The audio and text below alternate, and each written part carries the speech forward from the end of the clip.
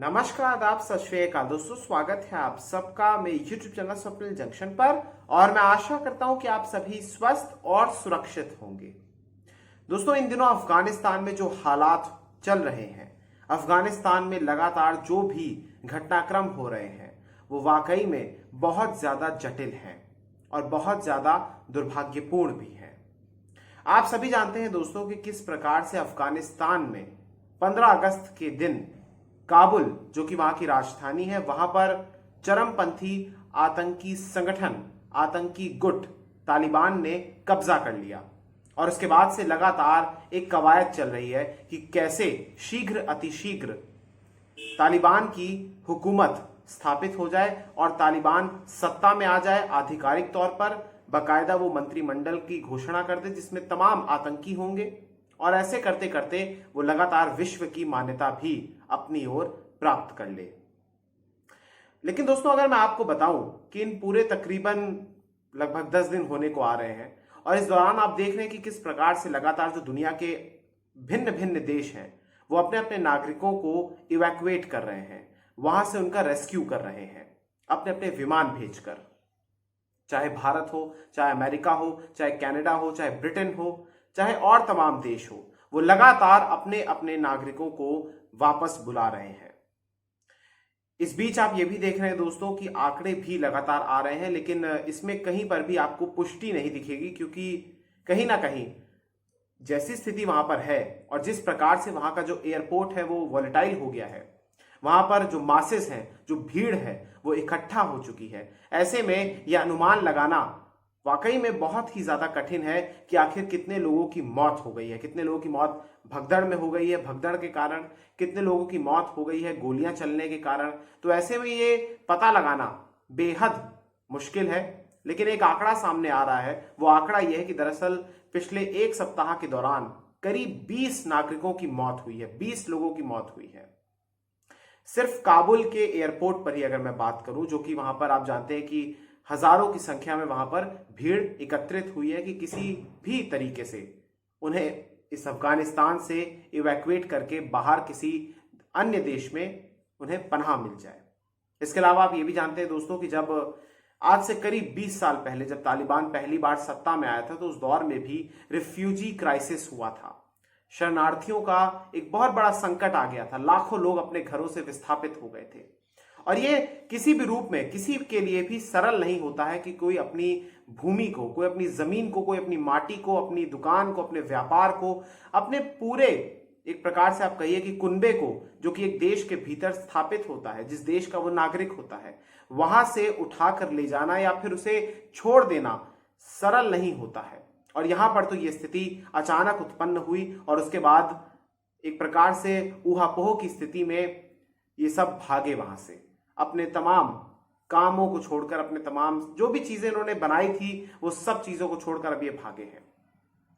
इसके अलावा दोस्तों, आपको मैं बताना चाहूंगा कि संयुक्त राष्ट्र हो या फिर यूरोपियन संघ, वो लगातार एक प्रकार से बैठकें भी कर रहे हैं और लगातार चेतावनियां भी दे रहे हैं। सबसे पहले बात संयुक्त राष्ट्र की करना चाहूंगा, जिन्होंने विश्व के जो बड़े बड़े लीडर्स हैं, जो बड़े बड़े देश हैं, या यूं कहिए कि एक कलेक्टिव अंतर्राष्ट्रीय समुदाय को एक प्रकार से ये कहा है कि आपको अफगानिस्तान की समस्या पर और भी ज्यादा ध्यान देने की आवश्यकता है। और सिर्फ इसी से संकट का समाधान नहीं होगा, समस्या का समाधान नहीं होगा कि आप अपने अपने नागरिकों को या फिर अफगानी नागरिकों को उस देश से, यानी अफगानिस्तान से, जिस पर अब तालिबान का कब्जा हो गया है, वहां से आप इवैक्यूएट करें और फिर इस स्थिति की इसका समाधान हो जाएगा। ऐसा नहीं है। उन्होंने ये भी कहा कि अफगानिस्तान इस समय बहुत बड़े मानवीय संकट से जूझ रहा है। आप जानते हैं कि किस प्रकार से अफगानिस्तान के भीतर अभी तो उन विषयों को शायद उन पर ध्यान भी नहीं दिया जा रहा कि किस किस को खाना मिल रहा है, किस किस को पानी मिल रहा है, किस किस को स्वास्थ्य की सुविधाएं या सेवाएं मिल रही हैं। कोरोना सबसे बड़ी बात, और फिर उससे जुड़ी हुई वैक्सीनेशन की बात, ये तमाम चीजों को अभी कहीं ना कहीं विश्व ने अफगानिस्तान की दृष्टि से अभी साइडलाइन करके रखा हुआ है। लेकिन ये संकट बरकरार हैं। इसके अलावा दोस्तों, लगातार जो वहां पर मानवाधिकारों का उल्लंघन हो रहा है, ये भी अभी बहुत बड़ी समस्या है। लेकिन इसी के साथ साथ एक बात और मैं कहना चाहूंगा कि जहां एक और संयुक्त राष्ट्र ये तमाम हिदायतें, ये तमाम नसीहतें, ये तमाम सुझाव दे रहा है, विश्व के बड़े बड़े देशों को, तो वहीं संयुक्त राष्ट्र की तरफ से यह भी कहा गया है कि अफगानिस्तान के भीतर बहुत बड़ा क्राइसिस आएगा। और एक रिपोर्ट पहले भी आई थी दोस्तों, जिसमें कहा गया था कि आधे से ज्यादा अफगानी नागरिकों को जो बेसिक जरूरतें हैं उनकी भी आवश्यकता है। यानी अफगानिस्तान के भीतर आप कल्पना कीजिए कि हालात कितने ज्यादा तनावपूर्ण हैं और कितने ज्यादा गंभीर हो चुके हैं, नाजुक हो चुके हैं। इसके अलावा दोस्तों आपको बताना चाहूंगा कि यूरोपियन संघ की तरफ से भी बयान आया। उन्होंने ये कहा कि तालिबान किसी भी मुगालते में, किसी भी द्वंद्व की स्थिति में ना रहे कि अगर यूरोपियन संघ अपने नागरिकों को वहां से इवैक्यूएट कर रहा है, वहां से रेस्क्यू कर रहा है, उनको निकाल रहा है, तो इसका अर्थ ये नहीं है कि वो तालिबान को अपनी मान्यता दे रहा है। तो एक अच्छा और स्ट्रॉन्ग स्टैंड है कि यूरोपियन संघ फिलहाल ये बात कह रहा है कि हम तालिबानियों की हुकूमत को, तालिबान को मान्यता नहीं देते हैं। इसके अलावा भारत की अगर मैं बात करूं तो भारत भी लगातार, आप देख रहे हैं खबरों के द्वारा, कि भारत लगातार अपने अपने नागरिकों को वापस बुला रहा है, उनका रेस्क्यू कर रहा है। ना सिर्फ अपने नागरिकों का, बल्कि नेपाल के, भूटान के, अफगान के सांसदों जो अफगानिस्तान के, उनका तक का भी रेस्क्यू कर रहा है। और इसमें भारत के नागरिक तो हैं ही, इसमें हिंदू भी हैं जो अफगानी हैं, इसके अलावा इसमें सिख भी शामिल है जो कि अफगानिस्तान के नागरिक हैं। रविवार को भारत ने करीब 300 से ज्यादा लोगों का रेस्क्यू किया और सोमवार को भी करीब 150 लोग आप देखेंगे कि वापस मुल्क लौटे हैं, वापस भारत लौटे हैं। आपने वो विजुअल्स भी देखे होंगे कि किस प्रकार से जब वो विमान में सवार हुए और उसके बाद जब वो भारत के भीतर दाखिल हुए, हिंडन एयरबेस में वो उतरे या दिल्ली में उतरे, तो वहां पर आपने देखा कि किस प्रकार से उन लोगों ने भारत माता की जय के जय घोष लगाए, नारे लगाए, वंदे मातरम कहा, जय हिंद कहा, भारतीय प्रधानमंत्री नरेंद्र मोदी को शुक्रिया किया, सेनाओं को, हमारी जो रेस्क्यू कर रही हैं भारतीय सेनाओं के अलग अलग अंगों को उन्होंने शुक्रिया किया, क्योंकि अपने वतन में आना बहुत बड़ी बात होती है। और अब उन्हें एहसास हुआ होगा कि क्या हिंदुस्तान की महत्वता है उनके लिए, क्योंकि भारत एक दुनिया में एकमात्र ऐसा देश है। और ये सिर्फ मैं भारतीय होने की हैसियत से नहीं कह रहा हूं, लेकिन ये दो स्टेटमेंट आप ध्यान से समझिएगा और इस पर आप विश्वास जरूर कीजिएगा, आंखें बंद करके। आप एक बार अपनी आंखों को बंद कीजिए और इस पर रियलाइज कीजिए कि क्या भारत इस समय लोकतंत्र के सबसे बड़े रक्षक के तौर पर नहीं सामने आ रहा है।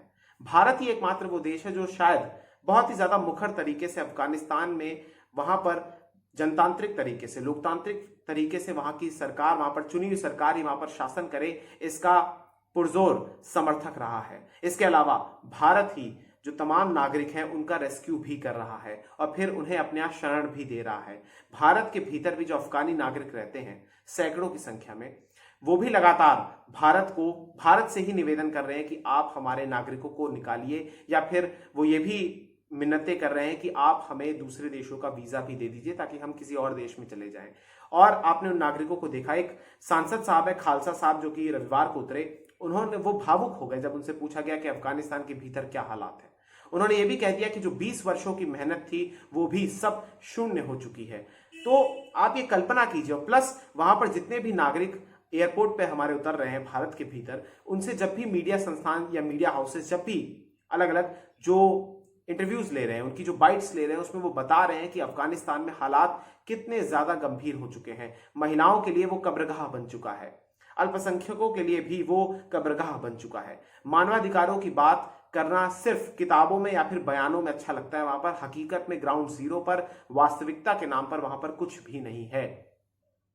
अफगानी नागरिकों के साथ लगातार तालिबानी लड़ाके, आतंकी लगातार मारपीट भी कर रहे हैं, उनकी चेकिंग भी कर रहे हैं। बीते दिनों खबरें आई कि उठा भी लिया, कुछ नागरिकों को रेस्क्यू कर लिया, उनको किडनैप किया, उनको हॉस्टेज बना लिया गया और फिर उसके बाद उनकी चेकिंग की गई।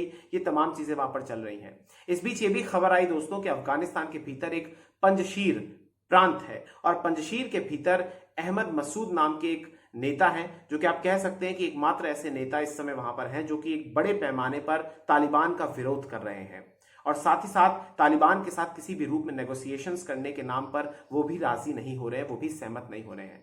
अभी खबर आई दोस्तों कि दरअसल उन्होंने ये बयान दिया है कि वो पंजशीर प्रांत को बचाने के लिए अंतिम सांस तक लड़ेंगे और पूरी कोशिश करेंगे। आपको मैं बताना चाहूंगा पंजशीर के बारे में। पंजशीर दोस्तों ये घाटी है जो कि काबुल से उत्तर पूर्व में करीब 100 मील की दूरी पर है और आपको मैं बताना चाहूंगा कि वहां पर इस समय वो जो प्रांत है वो अभी तालिबान के कब्जे में नहीं आया है। कुछ चुनिंदा प्रांत ही बचे हैं जो तालिबान के कब्जे में नहीं आए हैं, और उनमें सबसे ज्यादा अगर प्रभावी और रणनीतिक तौर पर अगर कोई महत्वपूर्ण है, जहां से एक प्रकार से अगर तालिबान का विरोध शुरू हुआ है, विरोध की क्रांति शुरू हुई है, तो वो पंजशीर प्रांत है। और पंजशीर के भीतर ये जो नेता मैंने इनका जिक्र किया, इन्होंने सीधे तौर पर यह बात कही है कि हम लड़ेंगे और अपने प्रांत को बचाएंगे और अफगानिस्तान को वापस लेने के लिए भी प्रयास करेंगे। इस बीच तालिबान के लड़ाके भी वहां पर पहुंचे हैं, क्योंकि पंजशीर के भीतर ये जो नेता है और तालिबान के जो नेता हैं उनके बीच जो वार्ता हुई वो टूट गई है। ऐसे में तालिबान भी अब दबाव बनाएगा, जाहिर सी बात है, और वो उस प्रांत को कब्जा करने की कोशिश करेगा। बहुत सारे लोग हजारों की संख्या में पंजशीर के भीतर भी शरण ले रहे हैं जब उन्होंने देखा कि काबुल भी कब्जे में आ गया है। पंजशीर एक ऐसा प्रांत है जहां पर आपको मैं बताना चाहूंगा, हो सकता है कि अफगानिस्तान में गृह युद्ध भी हो जाए, क्योंकि पंजशीर में लगातार एक ऐसी तस्वीर भी दोस्तों सामने आई जो कि एएफपी के ट्विटर हैंडल पे मैंने देखी थी, और वहां पर छोटे छोटे बच्चे हाथों में एक एक ध्वज पकड़े हुए थे, जो कि प्रतीक था इस बात का कि वो पंजशीर को बचाने के लिए लड़ रहे हैं और तालिबान के विरुद्ध लड़ रहे हैं, और उनके हाथों में बंदूक थी। यानी छोटे छोटे बच्चों के हाथों में बंदूक है। स्थिति वहां पर आप सोचिए क्या है। कोई सामान्य देश होता तो वहां पर बच्चों के पास क्या होता है, खिलौने होते हैं, किताबें होती हैं, लैपटॉप होता है, मोबाइल होता है, टैबलेट्स होती हैं, या कुछ खाने की वस्तु होती है।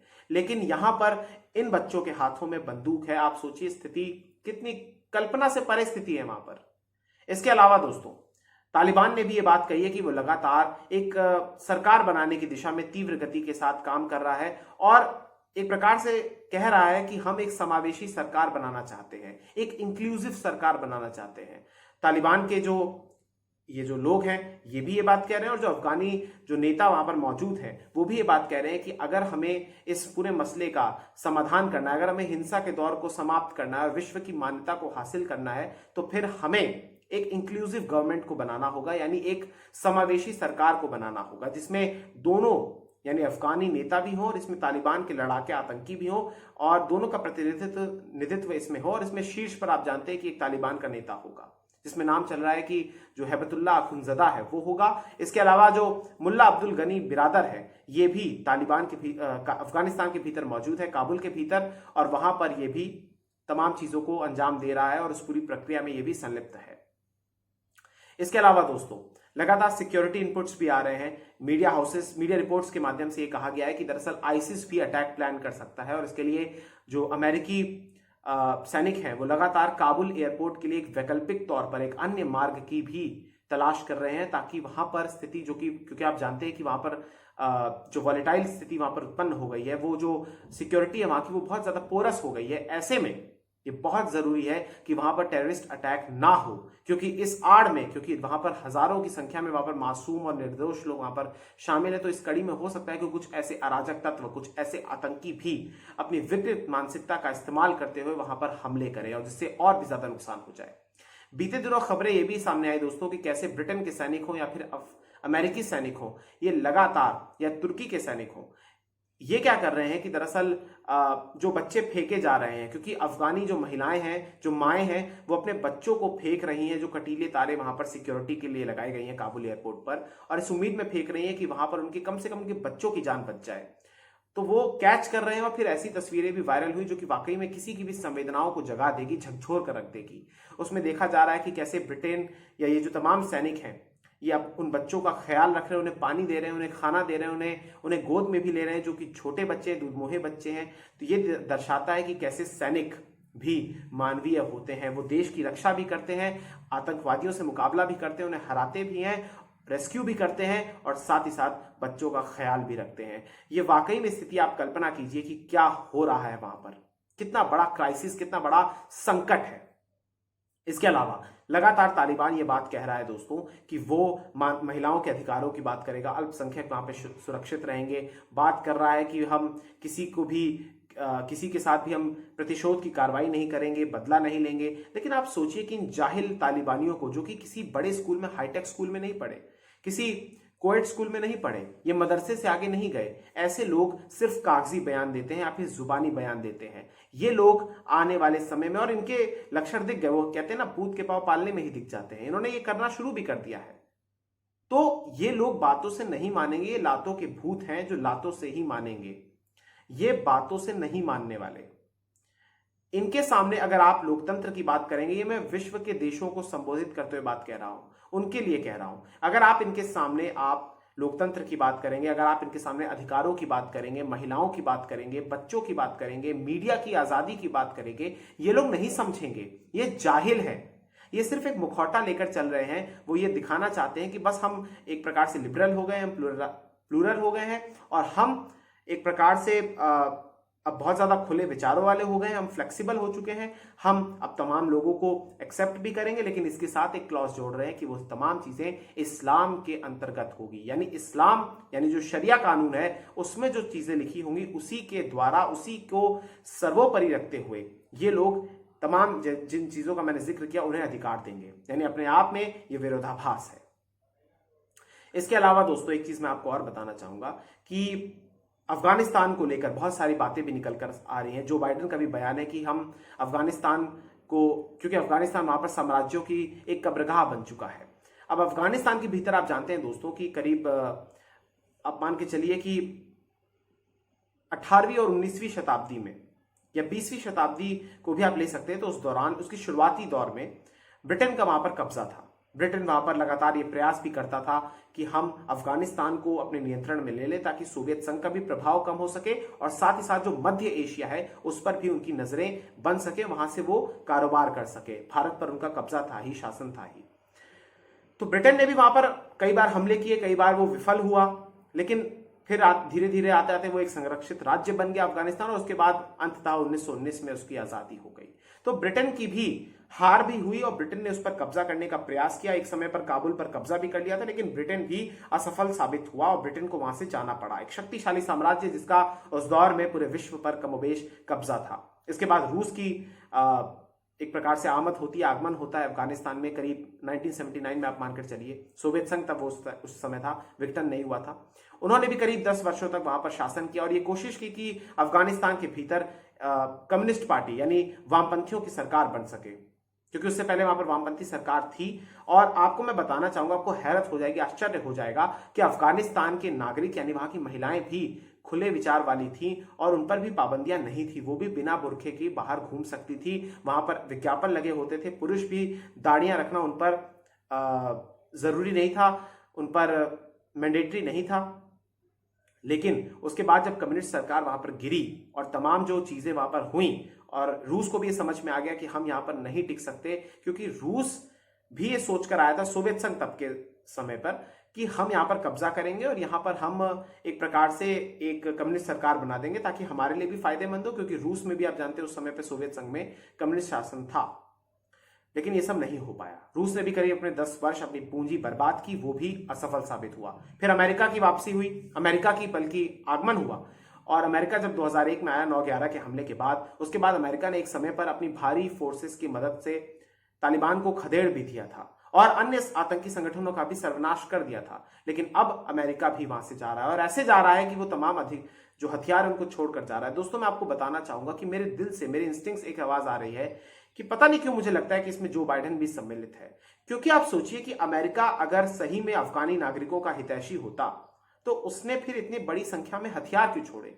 रूस ने भी छोड़े थे, लेकिन रूस ने इतनी बड़ी संख्या में हथियार वहां पर नहीं छोड़े थे। लेकिन अमेरिका ने तो हद ही कर दी। अमेरिका ने इतनी ज्यादा संख्या में, इतनी भारी संख्या में वहां पर गोला बारूद, असला, विमान, युद्धक विमान, हेलीकॉप्टर, पता नहीं क्या क्या छोड़ के गया है वो, बख्तरबंद गाड़ियां, कि इससे तालिबान के जो जखीरा है उसमें इजाफा हो गया, उसमें बढ़ोतरी हो गई है, जो कि तालिबान को इवेंचुअली बहुत ज्यादा फायदा पहुंचा रही है। कहीं ना कहीं मुझे लगता है कि इसमें यूएस की एक भूमिका है। हालांकि आप लगातार ये बातें भी देख रहे होंगे दोस्तों कि अफगानिस्तान के भीतर अब बैठके तालिबानी भी कर रहे हैं और विश्व के समुदाय भी कर रहे हैं, अंतर्राष्ट्रीय समुदाय भी कर रहा है। लेकिन मेरा ऐसा मानना है, जाते जाते मैं अंत में यही कहना चाहूंगा कि वहां पर जिस प्रकार से महिलाओं को डर है कि जो पहली पायलट है या पहली गवर्नर हो या पहली मेयर हो, या क्योंकि वहां पर सब कुछ पहला अभी अभी हुआ है, क्योंकि अफगानी नागरिक, ये सत्य है, अखंड सत्य है कि अफगानी नागरिक अपने आप को सुरक्षित महसूस करते हैं जब वहां पर विदेशी ताकतों या विदेशी फौजों की वहां पर उपस्थिति होती है। इसके अलावा दोस्तों एक खबर पाकिस्तान से भी सामने आई। पाकिस्तान ने उन्होंने ये फैसला लिया है कि दरअसल जो फ्लाइट्स वहां से उड़ रही हैं काबुल से, अफगानिस्तान से, अपने बॉर्डर को सील कर लिया है। मतलब वो अब फ्लाइट्स लैंड नहीं करेंगी, कैंसिल कर दिया है। अब यहां पर आप देखिए कि विरोधाभास कितना बड़ा है कि पाकिस्तान जो है, जो सबसे बड़ा जिम्मेदार अगर मैं कहूं, जो वित्तीय सहायता दे रहा है, और अन्य देश भी इसमें शामिल है कुछ, जिसमें तुर्की है, सऊदी अरब है, चीन है, ये जो पाकिस्तान है ये सबसे बड़ा जिम्मेदार है, क्योंकि इसकी सीमाएं भी टकराती हैं। और अब ऐसे फैसले ले रहा है कि वो एक प्रकार से जो शरणार्थी विस्थापित होकर आ रहे हैं तो वो उनको अपनी जमीन पर नहीं आने दे रहा है। सोचिए आप, यानी घर में आग लगा दी और फिर उसी देश के या उसी घर के जो सदस्य हैं, उसी घर के जो या देश के जो नागरिक हैं, उन्हें अपने यहाँ आने से प्रतिबंधित कर रहा है। ये पाकिस्तान ही है, मैं आपको याद कराना चाहूंगा, जिसके यहाँ पश्तून तहफ्फुज मूवमेंट चल रहा है, पश्तून नेशनलिज्म की वहां पर एक बयार चल रही है, लहर चल रही है। और पश्तून, याद रखिएगा कि अफगानी तालिबान भी है। अफगानिस्तान के भीतर एक बड़ा तबका पश्तूनों का है, और ये ना तो बॉर्डर मानते हैं अफगानिस्तान पाकिस्तान का, और ना ही एक प्रकार से किसी अन्य कानून को मानते हैं। ये सिर्फ चाहते हैं कि ग्रेटर अफगानिस्तान बने, जिसमें पाकिस्तान का वो जो खैबर पख्तूनख्वा और वहां का जो उनके ट्राइबल एरियाज हैं वो उसमें शामिल हो जाएं। इस बीच पाकिस्तान वही देश है जो गुड तालिबान और बैड तालिबान में फर्क करता है, उनको क्लासिफाई कर देता है, उनको कैटेगराइज कर देता है। आप जानते हैं दोस्तों कि जो तालिबान, जो तहरीक तालिबान पाकिस्तान है, जो कि पाकिस्तान के भीतर हमले करता है, उसे वो बैड तालिबान कहता है, और जो तालिबान अफगानिस्तान वाला है, जो अभी अफगानिस्तान की सत्ता पर काबिज है, उसे वो गुड तालिबान कहता है। लेकिन यहां पर एक बार पाकिस्तान को भी ये भली बात जानता है वो, और आपको मैं बताना चाहूंगा कि जब से तालिबान के भीतर अफगानिस्तान के भीतर तालिबान आया है, तो वहां पर जो कैदी हैं, जो रिहाई, जो लगातार खूंखार आतंकी हैं, चाहे आईसिस के हो, चाहे अलकायदा के हो, चाहे टीटीपी के हो, तहरीक तालिबान पाकिस्तान के हो, या अन्य किसी आतंकवादी संगठन के हो, उन्हें वो लगातार रिहा कर रहा है उन जेलों से। अब आप सोचिए कि पहले तालिबान ने उन तमाम चीजों को, उन वादों को तोड़ा, जो कतर के दोहा में जो ये ऐतिहासिक जिसको कहा जा रहा था शांति का समझौता हुआ, वो तो अब टूट चुका है। हिंसा का दौर जारी है, काबुल पर कब्जा हो चुका है, अफगानी राष्ट्रपति भाग चुके हैं, उनके भाई तालिबान में शामिल हो चुके हैं। सोचिए, तो ये तमाम चीजें चल रही हैं। इस बीच जैसा कि मैंने आपको बताया कि मसूद अहमद मसूद जो कि एकमात्र एक ऐसे लीडर हैं जो कि वहां पर रेजिस्टेंस दे रहे हैं, और अफगानी एक प्रकार से नागरिकों का जो कि ध्वज को उसको संभाल के रखे हुए, उनके राष्ट्रीय ध्वज को, उसके सम्मान में लड़ रहे हैं अपनी भूमि को बचाने के लिए। वो भी कह रहे हैं कि वो समर्पण नहीं करेंगे, और गृह युद्ध की धमकी भी दे रहे हैं। और साथ ही साथ तालिबान ने भी ये कहा है कि वो शांतिपूर्ण तरीके से समझौता कर लीजिए या फिर समर्पण कर लीजिए, अन्यथा युद्ध होगा। तो ऐसे में अब स्थिति आने वाले दिनों में और भी नाजुक हो सकती है। मेरा ऐसा मानना है कि पता नहीं मुझे ये बात कहनी चाहिए कि नहीं, लेकिन मैं इसका समर्थन करता हूं कि या तो ऐसा हो सकता है कि जब तक दुनिया के जो तमाम देश हैं अपने नागरिकों को सुरक्षित ना निकाल ले, तब तक हो सकता है वो इस बात की प्रतीक्षा कर रहे हो कि अपने अपने नागरिकों को निकाल लें, तब फिर हम कोई कार्रवाई करेंगे। अन्यथा ये हो सकता है कि अगर उनके नागरिक, किसी भी देश के अगर जो कार्रवाई कर रहा है, अगर उसके नागरिक अगर वहां पर होंगे, तो फिर हो सकता है कि ये जो तालिबान है किडनैप कर ले उनको, और फिर फिरौती मांगे, और फिर उस नागरिक के एवज में वहां पर उन देशों को भी ब्लैकमेल कर सके और अपने आप को सुरक्षित महसूस कर सके। इसलिए मुझे लगता है कि इसका समाधान यह है कि तालिबान पर सख्त एक्शन होना चाहिए, मिलिट्री एक्शन होना चाहिए। ये वार्ता, ये सब चीजें नहीं होंगी। और अफगानिस्तान का इतिहास भी ऐसा रहा है कि वहां पर साम्राज्य कोई रहा नहीं। तो ऐसे में यही सबसे बड़ी चीज है कि अफगानिस्तान के भीतर विदेशी सैनिकों की मौजूदगी हो, क्योंकि उनके सैनिकों पर भरोसा किसी को अब रहा नहीं है जो इतनी जल्दी सरेंडर कर देंगे। किसी ने सोचा नहीं था, और वहां पर उन्हीं के द्वारा चुनी हुई एक सरकार हो। यह आतंकियों की सरकार नहीं होना चाहिए। ये पूरे विश्व के लिए एक खतरा साबित हो रहे हैं, और आने वाले समय में होंगे भी। ये जितना कह लें कि हम अपनी भूमि को आतंक के समर्थन में या उसके फलने फूलने के लिए हम यूज नहीं करेंगे, लेकिन ये करेंगे, ये ट्रेनिंग भी देंगे। का है व्यापार वो भी बढ़ेगा, क्योंकि तालिबान की इकोनॉमी आप समझिएगा कि वो कोई एक्सपोर्ट या इंपोर्ट क्या करते हैं, वो क्या करेंगे, वो इंजीनियर थोड़ी हैं, वो कोई वैज्ञानिक थोड़ी हैं, वो कोई आईटी एक्सपर्ट या सॉफ्टवेयर थोड़ी बना सकते हैं, वो कोई पत्रकार थोड़ी हैं, वो कोई डॉक्टर थोड़ी हैं। वो सिर्फ ड्रग्स पर ही अपने आप पर केंद्रित है उनकी अर्थव्यवस्था, और फिरौती मांगना, चोरी चकारी करना, बॉम्ब ब्लास्ट करना, इन्हीं चीजों में उनकी महारत उनको हासिल है, और उसी पर उनकी पूरी इकोनॉमी टिकी हुई है। बहुत बहुत शुक्रिया। उम्मीद करता हूं आपको ये वीडियो समझ में आई होगी। ये जियोपॉलिटिकल बहुत ही जरूरी विषय है, इसको आप ध्यान से सुनिएगा और समझिएगा। इस वीडियो को शेयर कीजिएगा, चैनल को सब्सक्राइब कर दीजिएगा, वीडियो पसंद आई हो तो लाइक कर दीजिएगा। मिलते हैं जल्दी एक नई वीडियो में, तब तक के लिए मुझे दीजिए इजाजत। बहुत बहुत शुक्रिया, बहुत बहुत धन्यवाद। जय हिंद, जय भारत, वंदे मातरम, इंकलाब जिंदाबाद, सत्यमेव जयते। नमस्कार।